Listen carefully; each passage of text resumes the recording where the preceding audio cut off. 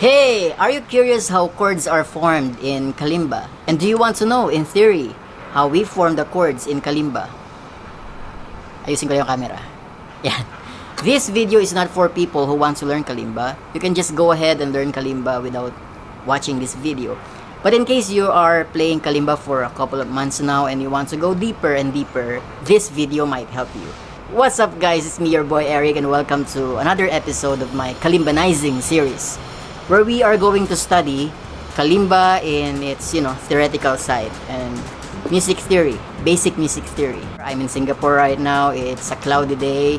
Sadly, I did not bring my Kalimba. I left it in Thailand. I'll be back in Thailand after a couple of days. I have with me this ukulele of my girlfriend, color pink, and I'll be sharing with you some stuff about Kalimba, chords formation and how we are going to transpose the chords to C, to Kalimba chords, alright, from any chord progression. And that might be in another video, chords transposition, but you may check out the link below or the cards right here. Alright, let's go and take a look at the chords of Kalimba. Let's start. Before we begin, I'd like to give a shout out to some people who have been asking me to make a tutorial or tutorial videos about Kalimba, the basic, and they want to make their own music. And thank you for the positive feedback. Maraming salamat po sa ating KMP community sa Pilipinas at to all my foreign friends who want to learn Kalimba. Here, I'm trying my best to speak in English. Para lang matuto kayo. Bayad kayo. Biro lang.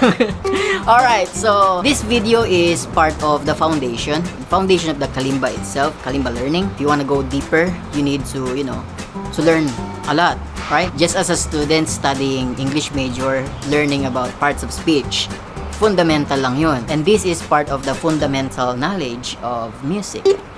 Alright, so let me introduce to you the word triads. We form the chords in Kalimba using triads. Okay? For guitarists, they use triads to form harmonic and melodic lines. Also, the solo, they use triads. Talking about chord formation, they can use triad. Guitarists can use triad, by minimizing the number of strings that they will use. So, instead of barring all the chords, instead of using a bar chord like this in guitar, they use only three strings, and that is formed using a triad. Our Kalimba, we only have 17 signs, right? The regular Kalimba, the Kalimba that we are always using. Triads are formed using the first note, the third, and the fifth. Taking a look at the major scale or the Kalimba scale, you'll see on the top yung C. C going to the right up to B diminished, yung B with parang maliit na bilog, small circle.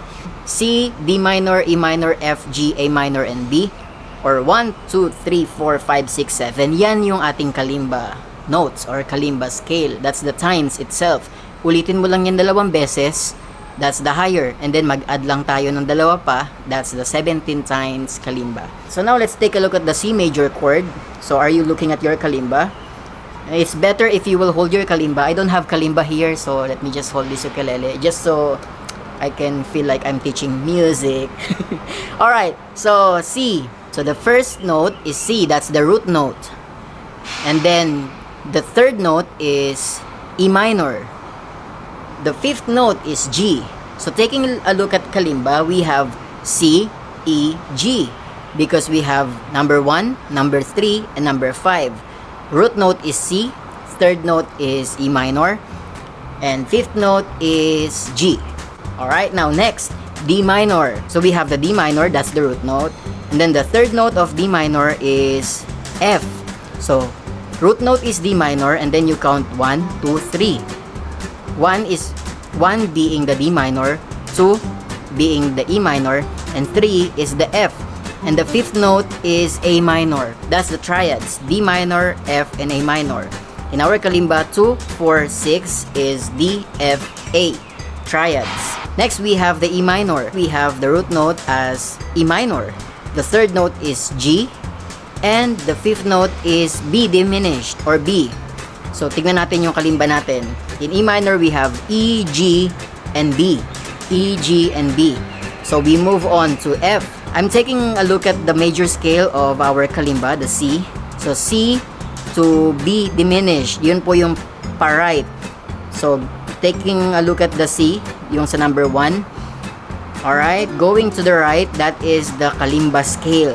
So C, B minor, E minor, F, G, A minor, and B. Disregard the other letters na nakikita ninyo dyan. Only the key of C. We're talking about the key of C.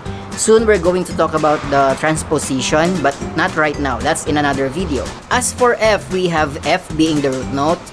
A minor is the 3rd note. And what is the 5th note then? After B, we still have C. Kasi inulit lang po yan. It's just, repeated. Same structure, different pitch level. So F, A minor, and C. So tignan nyo po yung kalimba ninyo. We have F, A, and C. So, and so on. So, let's just finish this for the sake of discussion.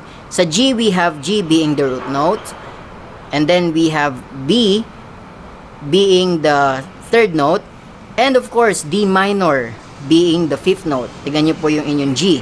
We have G, B, and D. So, ganun siya na-perform yung mga chords. So, let's finish it up.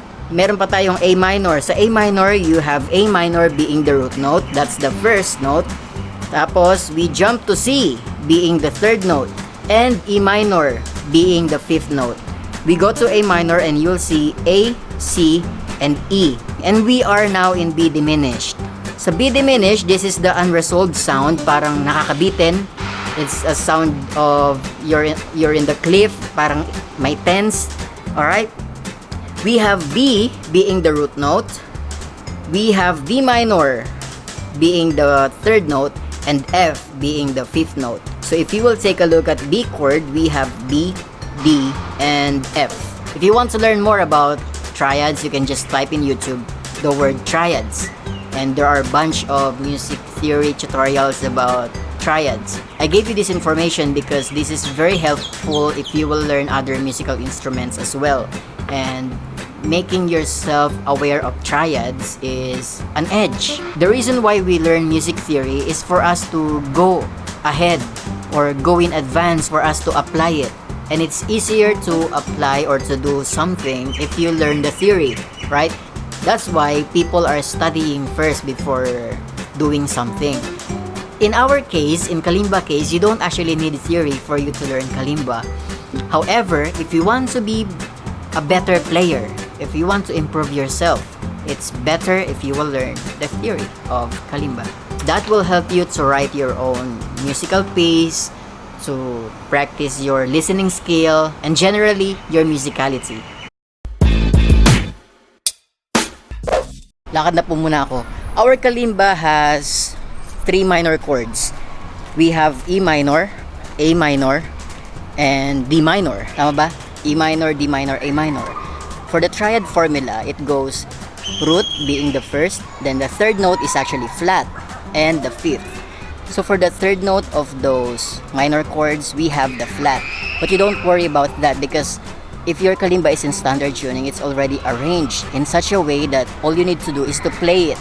Just for your information, that chords in kalimba are formed using triads, major and minor triads. Just take it as a fact or as is that the major chords have 1st, 3rd, and 5th.